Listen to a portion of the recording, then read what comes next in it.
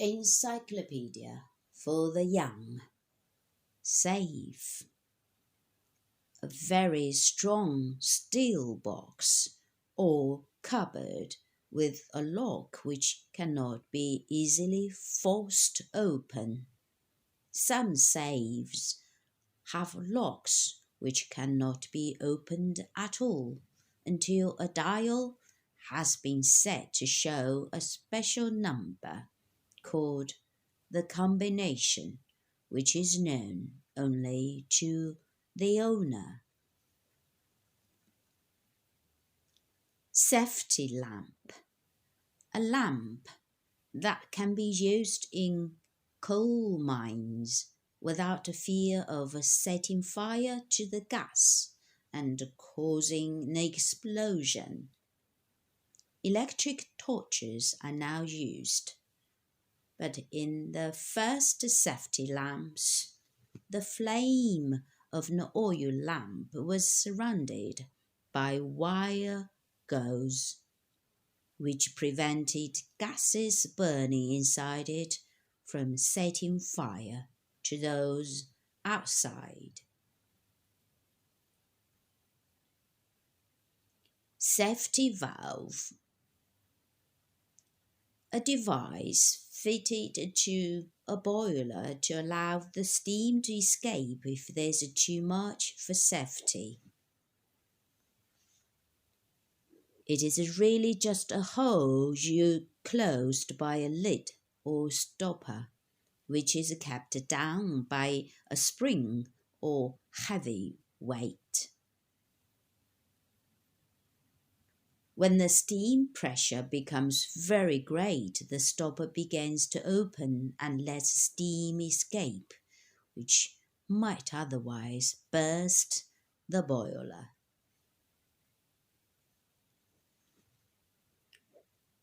Sahara, a vast sandy desert in North Africa, stretching from the Atlantic shore in the west to the Nile Valley in the east. There are few oases where the travelers may find water, and caravan routes running from oasis to oasis enable the Sahara to be crossed on camel back. There is also a motor route from Morocco to Timbuktu. Most of the Sahara Desert belongs to the French, who maintain there a foreign legion of hardy, well-trained soldiers. Sail. A large surface of paper, canvas, or other light material intended to catch the wind and make it do work. The sails of a sailing ship cause the wind to blow the ship along. The sails of a wind pump cause the wind to turn wheels, which pump up water from the ground. St. Bernard, a famous pass over the Alps. There is a hospice or monastery at the top of the pass, and once upon a time the monks who lived there used St. Bernard dogs to help them find travelers lost in the snow.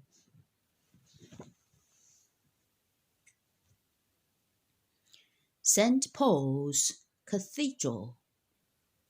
When St. Paul's was burnt down in the Great Fire of London in 1666, Christopher Wren built the new St. Paul's, which is one of the finest buildings in England. It has a wonderful dome, which can be seen from many parts of London.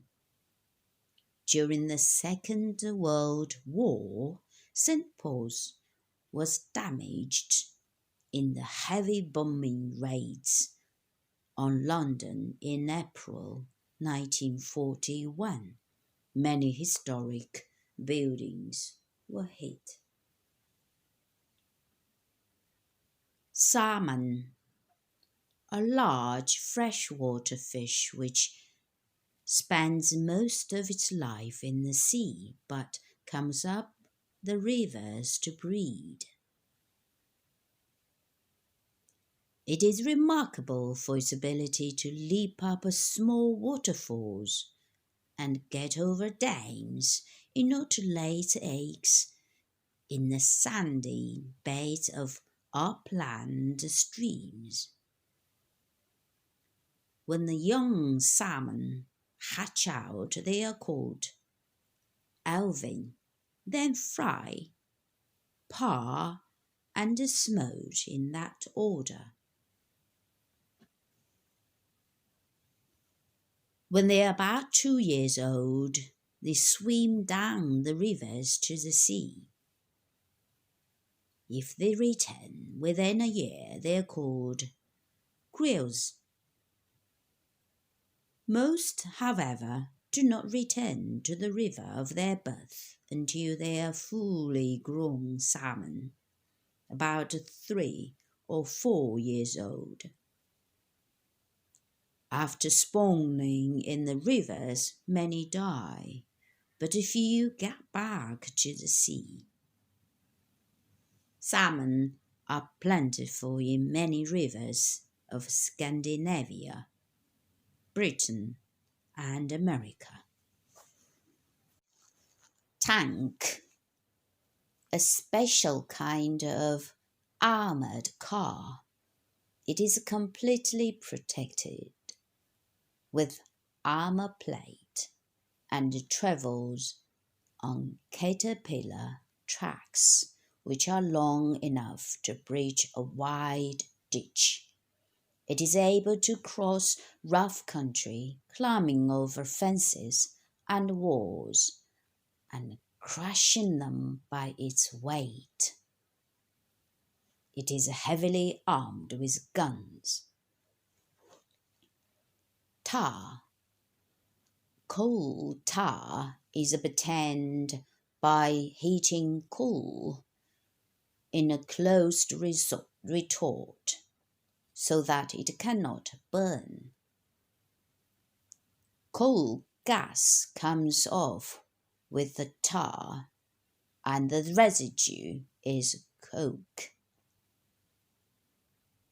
Coal tar is a thick, sticky, black liquid from which hundreds of useful chemicals are prepared, including saccharin and the aniline dyes. Wood treated in the same way yields wood tar or creosote, used for preserving timber. Taste, one of the primary senses by which we appreciate flavors. The organs of taste are special nerve endings on the surface of the tongue and other parts of the mouth. When they are well developed, they are called taste buds. Some groups of taste buds are sensitive to bitter things, some to sweet things, and others to acid and salt flavors. In children, the whole mouth is lined with taste buds, but many of these disappear as they grow up. Taxation. It costs a lot of money to govern a country, to keep its navy, army, and air force going, to maintain its social services and pay its officials. So, as many people as possible must be made to give up some of their earnings to pay the bill. There are two chief kinds of taxation: taxes on goods and taxes on earnings. Taxes on goods are made by making people pay a certain amount more than the cost of the goods, this additional amount being added to the price before you pay it and later passed by the shopkeeper to the government. The tax on earnings is called income tax and is charged according to how much money people receive every year. Tea is made from the leaves of a small shrub which grows in tropical countries like India, China, and Ceylon. The leaves are picked and dried thoroughly. They are then covered with moist cloth and allowed to ferment. Then they are given a final drying.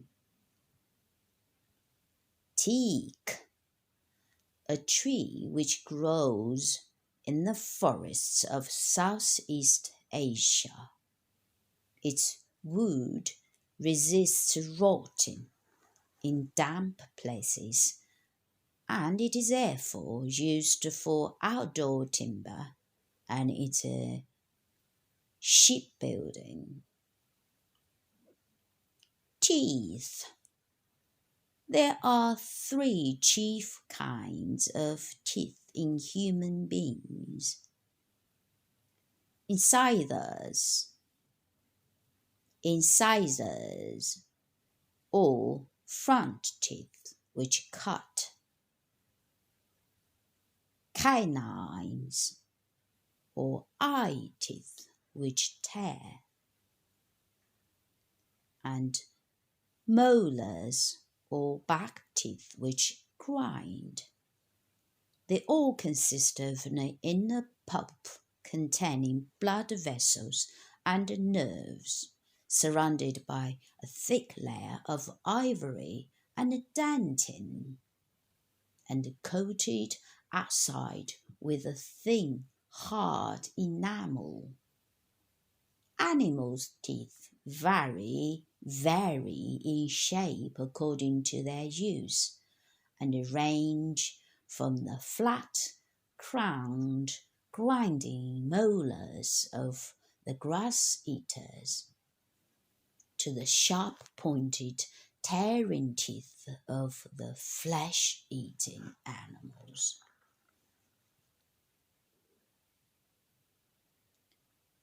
Telegraphy.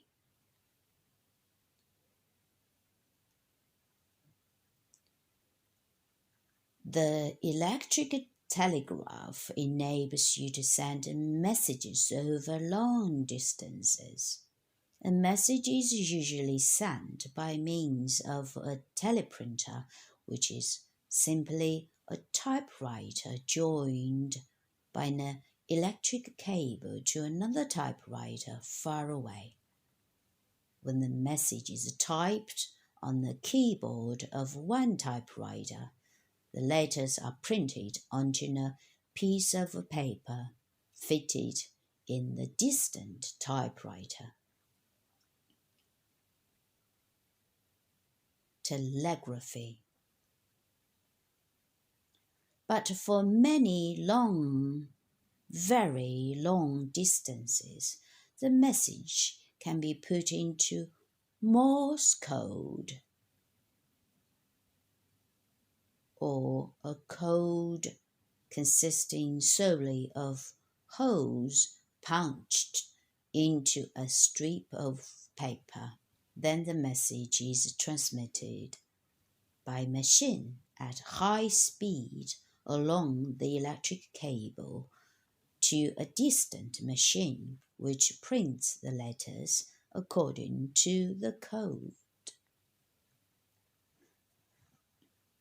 Telephone. When you speak into a telephone, the sound of your voice causes the electric current to vary in strength according to the vibrations you produce. At the receiving end, this current causes a magnet to vary in strength in exactly the same way, and a thin disc of metal near the magnet vibrates so as to reproduce the sound of your voice. The telephone was invented by the Scottish inventor Alexander Graham Bell in 1876. He lived from 1847 to 1922.